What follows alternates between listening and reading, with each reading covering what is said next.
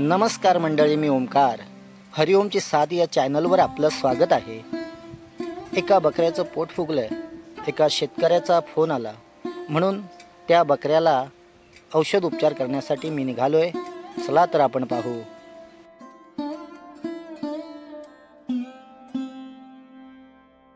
आज एका शेतकऱ्याचा कॉल आला. त्यांच्या शेळीने जास्त प्रमाणात पाव ब्रेड खाल्ले होते. त्यानंतर तिचे पोट फुगले. तिने खाणेपिणे बंद केले आणि ती खूप अस्वस्थ दिसत होती. फोन मिळताच आवश्यक साहित्य घेऊन शेतकऱ्याच्या घरी पोहोचलो. तपासणी केली असता शेळीचे पोट फुगलेलं होतं आणि तिने खाणं पिणं जवळपास बंद केलं होतं.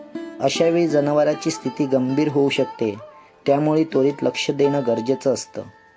पाव, बिस्किटे किंवा इतर मानवी पदार्थ जास्त प्रमाणात दिल्यास पचन संस्थेवर परिणाम होऊ शकतो. जनावरांना नेहमी संतुलित आहार, हिरवा चारा आणि स्वच्छ पाणी देणं महत्त्वाचं आहे. जर तुमच्या जनावराने अचानक खाणे बंद केले, पोट फुगले किंवा अस्वस्थ वाटू लागलं तर विलंब न करता पशुवैद्यकीय सल्ला घ्या. आता मला कमेंटमध्ये सांगा, तुमच्या शेळीला, गाईला किंवा म्हैशीला पोट फुगण्याचा त्रास केव्हा झाला आहे का? तेव्हा तुम्ही काय केलं होतं? तुमचा अनुभव कमेंटमध्ये नक्की लिहा.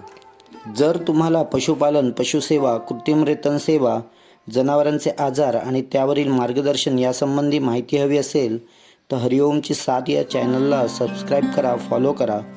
व्हिडिओ आवडला असेल तर लाईक करा, शेअर करा आणि कमेंट करायला विसरू नका. धन्यवाद.